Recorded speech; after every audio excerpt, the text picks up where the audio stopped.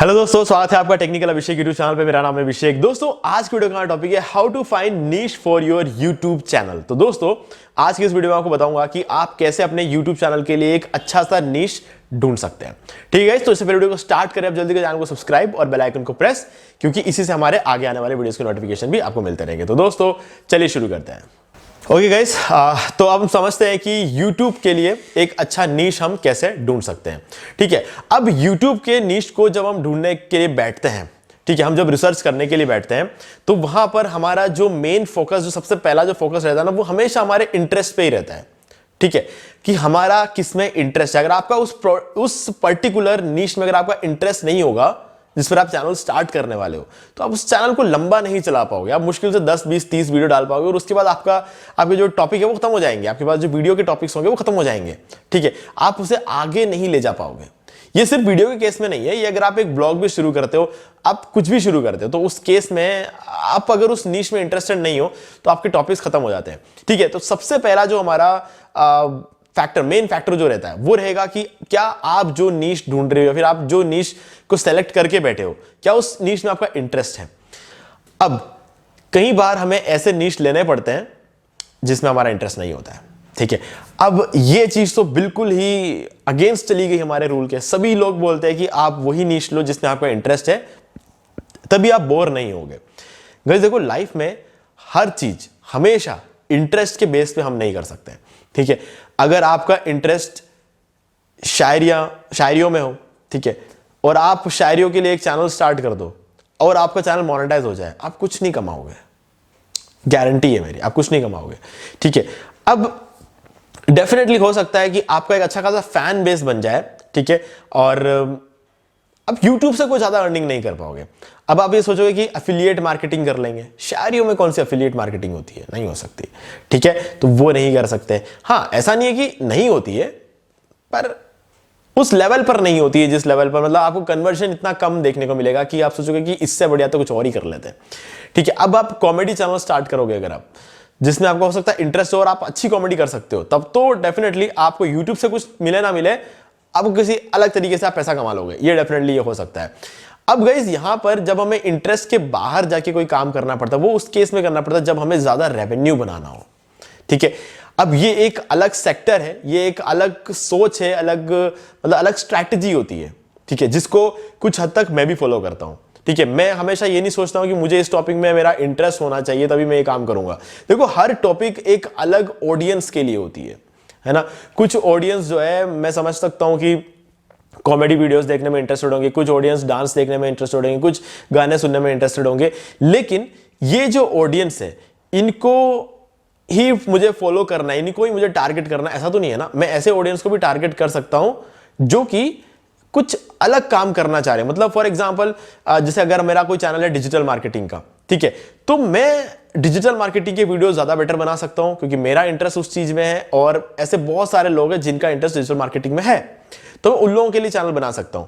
ठीक है, या फिर मैं इंश्योरेंस, लोन्स, मॉर्टगेज, इस तरीके के टॉपिक्स पर मैं वीडियोस बना सकता हूं। तो आप सोचोगे कि इन सब टॉपिक पर वीडियोस क्या, काफी सारे लोग ये सोच रहे होंगे कि इन सब टॉपिक्स पर क्या ही वीडियो बन जाएंगे। गाइस देखो, इन सब टॉपिक पर हजारों वीडियो बन सकते हैं, वो तो आपको टॉपिक ढूंढना आना चाहिए। ठीक है, अब उसके लिए अगर आप अच्छा खासा टाइम देते हो तो गाइस पैसा बहुत है।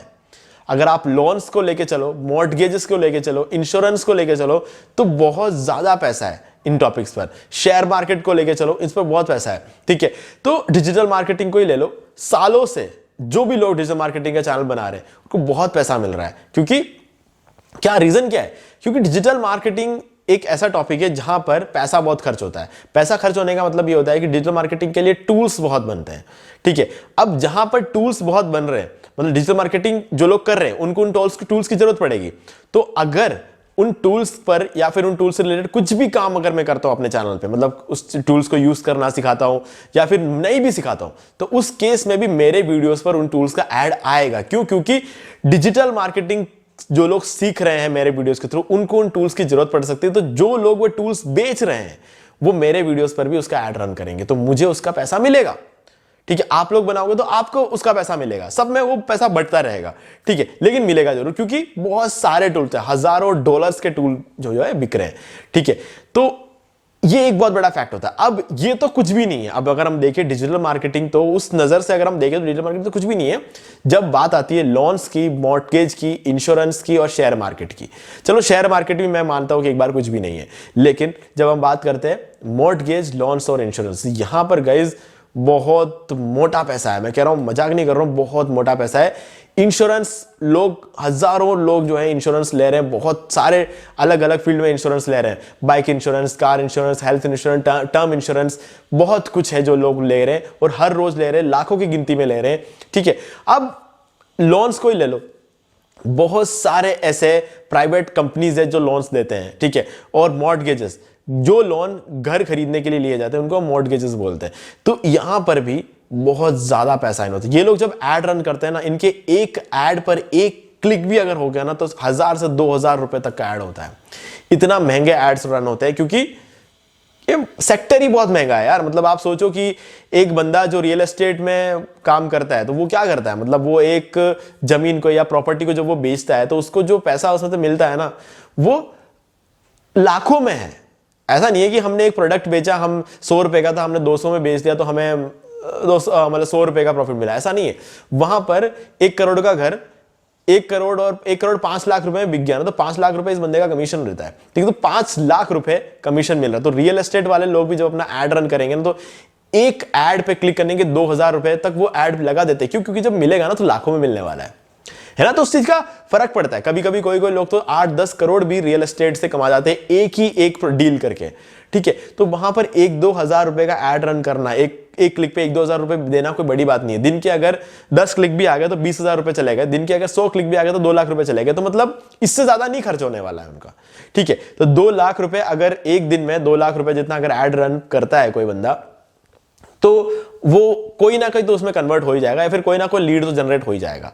और बाकी कन्वर्ट करना तो सामने वाले को आता है, इसलिए वो एड रन कर रहा है। ठीक है, तो इस तरीके से एक बड़ा सा फैक्टर होता है, पैसा एक बहुत बड़ा फैक्टर होता है जब हम YouTube चैनल बनाते हैं। अगर आपने बहुत मेहनत की किसी चैनल पे तो उससे आपका रेवेन्यू भी आना चाहिए, नहीं तो आप आगे उसे कंटिन्यू नहीं कर पाओगे। ये रियलिटी है YouTube में कि YouTube पे अगर आपको टिके रहना है तो पैसा आते रहना जरूरी है, नहीं तो आप YouTube पे नहीं टिक पाओगे। आपको YouTube छोड़ना पड़ेगा, क्योंकि YouTube पे हर एक वीडियो बनाने में बहुत मेहनत लगती है, बहुत पैसा भी लगता है। ठीक है, अभी जो मैं वीडियो बना रहा हूं ना, इस पर भी पैसा लग रहा है। हर एक सेकंड में यहां पर जो बोल रहा हूं इस पर भी पैसा लग रहा है। ठीक है, मेरा टाइम लग रहा है, पैसा लग रहा है, बहुत सारा इन्वेस्टमेंट इसके पीछे लग रहा है। ठीक है, चाहे सॉफ्टवेयर हो, ठीक है, चाहे हार्डवेयर हो, चाहे ट्राइपॉड हो, चाहे कैमरा हो, चाहे इंटरनेट हो, चाहे कुछ भी हो, माइक वाइक जो कुछ भी सेटअप वगैरह, जो भी लाइटिंग सेटअप, जो कुछ भी है, सब में पैसा लग रहा है। और ऊपर से मैं अपना टाइम लगा रहा हूं, उसमें पैसा लग रहा है। तो ये सब चीजें आप लोग भी करोगे तो आपका भी पैसा लगेगा, तो आपको भी रिटर्न में पैसा चाहिए होगा। तो ऐसे में हर बार आप ये नहीं सोच सकते कि जिसमें मेरा इंटरेस्ट होगा मैं वही करूंगा। आप ढूंढो ऐसे टॉपिक जिसमें पैसा ज्यादा हो। आप 10 वीडियो बनाओगे ना किसी और टॉपिक में, और आप एक वीडियो बनाओगे ना मॉर्टगेज का, बराबर बात है पैसों के मामले में। व्यूज हाँ डेफिनेटली थोड़ा कम होंगे, लेकिन पैसा ज्यादा मिलेगा आपको। ठीक है, तो ये कुछ बहुत बड़ा सा एक रीजन है जो कि काफी सारे लोगों ने इसे कवर नहीं किया होगा, इसलिए मैंने सबसे पहले ये टॉपिक आपको बताया कि अगर आप अपना नीश ढूंढ रहे हो तो ये देखो कि रेवेन्यू कहां ज्यादा बन रहा है। ठीक है, रेवेन्यू बहुत इंपॉर्टेंट है गाइस। देखो, लोग बोल रहे होंगे कि अपने इंटरेस्ट के लिए मैं यूट्यूब चैनल रन करता हूं, मेरा हमेशा से एक प्लान रहा था कि मैं एक यूट्यूबर बनूंगा, मैं उसमें लोगों की हेल्प करूंगा। सारी बातें सही होगी, ये लोगों की हेल्प कर रहे हैं, सब कर रहे हैं। ठीक है, जो भी लोग एक वीडियो बनाता है ना, वो किसी ना किसी तरीके से देखने वालों को कुछ ना कुछ वैल्यू जरूर प्रोवाइड करे। अभी जैसे मैं आपको ये वैल्यू प्रोवाइड करा रहा हूं, कोई आपको एंटरटेन कर रहा है तो वो भी वैल्यू प्रोवाइड करवा रहा है। ठीक है, तो सब कर रहे होंगे, लेकिन गाइस इन सब के पीछे पैसा भी तो लगता है ना। तो जो बंदा आपके लिए वीडियो बना रहा है उसको भी तो पैसा चाहिए ना। ये रियलिटी है, लोग छुपाते हैं इस बात को, मैं नहीं छुपाता, मैं क्लियरली बोलता हूं कि हाँ, if you are giving something to someone then you also need something.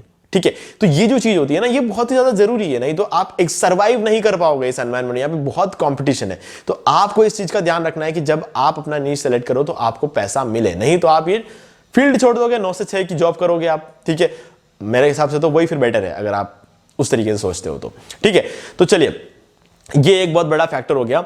अब गाइस नीश को सेलेक्ट करते वक्त और भी बहुत सारी चीजें होती है जो ध्यान में रखनी होती है कि अगर आप मान लो कि अपना जो नीश है उसके थ्रू बाद में आप एक बिजनेस खड़ा करना चाहते हो, ठीक है, तो आप वो कर पाओ, ये भी आपको फोकस करना होता है। ठीक है, या फिर आप ये देखना कि आप जो आपका जो भी नीश है उसके अंदर एक प्रोडक्ट हो, ये भी आपको सोचना चाहिए। ये दो चीजें हैं। अब इसके बारे में थोड़ा डिटेल में बात करते हैं। देखो, एक तो ये होता है कि अभी जैसे मैं डिजिटल मार्केटिंग सिखाऊं अगर आपको किसी चैनल पे, तो मैं उस डिजिटल मार्केटिंग के अपने यूट्यूब चैनल के थ्रू बाद में एक एजेंसी खोल सकता हूं। यूट्यूब चैनल के थ्रू मुझे लोग जानने लग जाएंगे, ठीक है।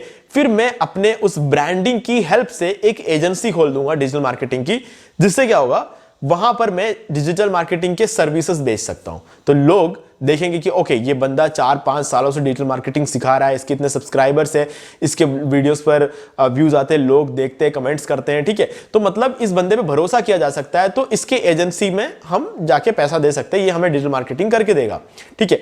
अब मेरा एक यूट्यूब चैनल नहीं होता ना, तब भी मैं उनको डिजिटल मार्केटिंग करके देता, लेकिन वो मुझ पर भरोसा कैसे करे?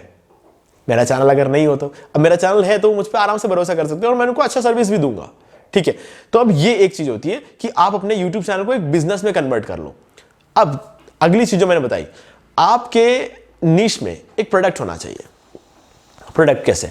देखो, अभी वापस लेके चलते हैं डिजिटल मार्केटिंग को। अब डिजिटल मार्केटिंग की अगर हम बात करें तो डिजिटल मार्केटिंग क्या है?